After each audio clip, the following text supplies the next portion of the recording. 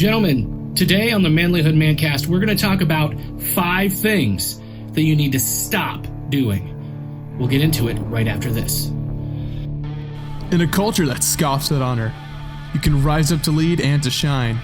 It's time to be the best man that you can be. This is the Manlihood ManCast. Here's your host, Josh Hatcher.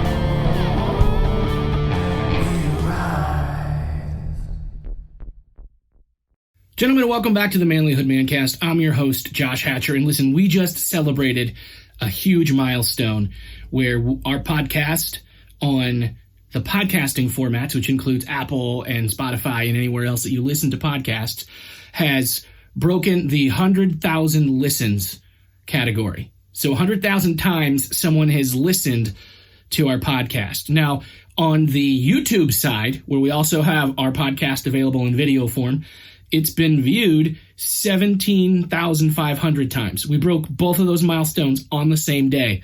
That's pretty cool. So right now, that's 117,500 people have listened to the Manlihood ManCast, or at least 117,500 times the ManCast has been listened to. That's something exciting for me because I truly believe that what we're doing is moving forward with a movement, a mission to help men be better men. And I want you to be a part of that mission. So here's what I'm going to ask you to do. I'm going to ask you to take this episode or another of the episodes that you really have resonated with, and I want you to share it on your social media platforms. Okay? It's a simple move. All you need to do is click the share button and then put it out there on Twitter or Facebook or wherever. And let's just tell people about what we're doing here, because this movement is more than just the podcast. You know, we've got some books available.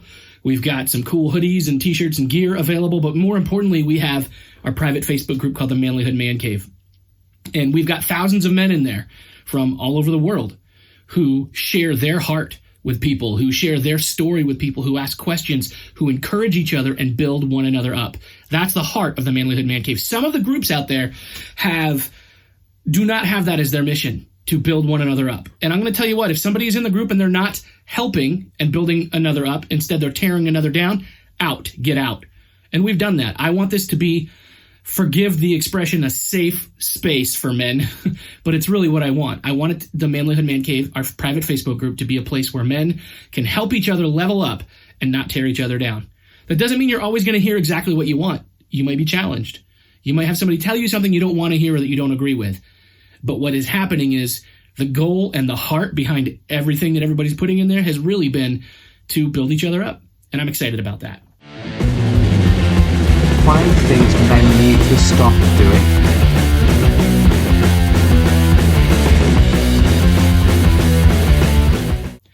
So today's topic, guys, I told you I'm going to tell you 5 things that every man needs to stop doing. 5 things that every man needs to stop doing. Because the truth is, a lot of these podcasts, a lot of these things that are out there tell you what you should be doing. And I think there are some things that men do that they shouldn't. And I think that many men do these things. So let's go through them. Are you ready? Number 1, stop trusting the news. I know, if you didn't see my gesture right there, if you're listening to this instead of watching it, I rolled my eyes really big. And I did that because I know that a lot of people are sick of hearing about this. They're sick of hearing of fake news. They're sick of all of the fights and the debates and the political stuff that's going on in this country and the world, where you really have no good source of information that you can really say, this is what I believe. This is what the truth is. Because what's happened is the corporately controlled media has become corrupted by its own ideologies. And I'm not just talking about one side of the media. All right? There are just a handful of corporations that own all of the newspapers and television and internet sites and all the places that you get your news from. It's controlled by just a very small handful of people. And if you look at it globally, I think it's 16 families. 16 families control the vast majority of the world's media. outlets. Now, am I saying that no news is ever true? No, sometimes the news tells the truth, and you may need to listen to the news so that you at least can start to get a picture of what's happening. But both sides of the media are often owned by the same people. And so when they're presenting what you need to hear, you can't always trust it. When you see a news program and it's sponsored by such and such, I'm going to tell you right now, the such and such, if they decided that they didn't like the news that was on the air and pulled their sponsorship, the news is not going to present the same truth the same way. So we know that corporate interest has a large and vast control over what news gets published. It should not be this way. I was a journalist for many, many years. I worked in radio. I worked in newspaper. Okay? I believe in the idea and the concept of journalistic integrity and telling the truth. I did it. But I'm also going to tell you that not everybody that's in that field believes that. There's a vast majority of people in that field who operate on one side politically. And even when they try to offer a fair and balanced perspective, it all gets filtered through the mindsets of these people that are putting it out there. Look, just recently we're seeing all of these people involved with CNN, which at one point was the most trusted name in news. And we're seeing many of the people, the producers and the anchors, accused of sexual misconduct. We got to be asking some questions here. Like, really? We're going to let the pervs tell us what's true and what's not true? Let us filter out the news that we consume. And when you read a news story or a headline, take it with a grain of salt. Okay? Don't just trust it and believe that it's true. And especially not if you only read the headline. Read the story, do your research, look things up, find out whether it's true. If you don't have the time to put into it, then don't even go down that route. It's better to be uninformed than misinformed. And I honestly believe that that's the truth. Now, I'm sure that's going to get some of you up in arms, and you're going to start leaving comments and sending me messages, which actually leads me to number 2. The second thing that men need to do, stop arguing on the internet. All right? I see people spend so much time and energy and effort just arguing and name-calling on the internet in the comment section. And I'll be honest with you, I like discussion. I really do. I like having the discussions that can happen on the internet. I even sometimes like debate. I think that there's a healthy avenue for it. But I'm going to be honest, at least at this point in our history, I think it's a wreck. I think that what we have is a culture that has just thrived on animosity towards each other. So maybe for now, arguing on the internet might not be a valid use of your time as a man. You're not going to change somebody's mind because you argued on the internet. I'm sure you've seen the memes where it's like, "Are you coming to bed, honey? Just a minute. Somebody's wrong on the internet." There are so many more important things that are happening in life around you. And it's okay to just let people think something wrong sometimes. You're not going to change their mind with an argument on the internet, I promise you. So don't waste your time with it. The third thing, number 3, that men need to stop doing, wasting money. I'm not saying you can't spend money. I'm not saying you can't enjoy the things you spend your money on. But I will ask you, are you making the wisest use of your cash? Or are you just throwing it away on stuff that doesn't matter and that doesn't last? I can't tell you how many times I see people just wasting money like it's nothing. Look, every dollar you spend is a certain amount of time of your life. You make that money based on your labor and your investment. That's where that money comes from. So money equals time. It's the time that you put in, and you don't get that back.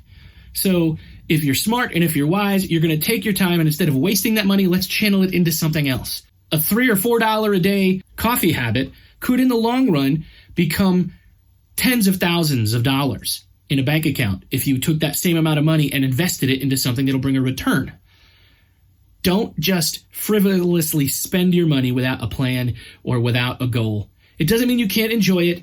So obviously sometimes spending money on leisure or on a cup of coffee, that's worth it sometimes. But don't just waste it or spend it out of frivolity. And since we're talking about wasting things and we're talking about money equaling time, don't waste time. You know, we are only on this planet for so long. And we will often engage in activities that just numb us. I do it all the time. I do it way too much. I'll get sucked into Instagram, or I'll get sucked into scrolling through Facebook, or I'll get sucked into something that really has no value to my life and doesn't add value to other people's lives. Some people get sucked into video games. Some people get sucked into anything. And again, I'm not saying that you can't have legitimate activities that are leisure time, that are good for you. In fact, I believe that we need those things. That's not a waste of time, but you have to ask the question, is this a valid use of my time? Is this time that I'm taking for leisure benefiting me, or is it just wasting time? And if you're wasting more than you ought to be, how can you take that time and then spend it better? How can you invest it into something that matters? You've got a wife and kids at home. Are you spending time with them? You've got friends that need your attention. Are you spending time with them? You've got parents that need help. Are you giving them your time and attention? Or are you just wasting it? The fifth thing that men need to stop doing is pornography and buying sex. This is a discussion that we've had on some of our other podcasts. We've had some amazing guests who've talked about this. I think of the episode with Heather Nielsen from fightthebeast.org, and I think of the episode with Alan Smith about saving innocence. And I can tell you right now that we should really not be allowing these things to happen on our watch. I have my own reasons for believing that these things are wrong, based on my moral framework, which is based on my spiritual framework. And I know that not everybody shares that, and I'm not here to tell you you have to believe the exact same things that I do. But if we know that children and women are being exploited just for you to have 30 seconds of pleasure, I think we ought to reevaluate whether that belongs in our life or not. I think men need to stop fueling and funneling an industry that exploits people and ruins lives just for the sake of money.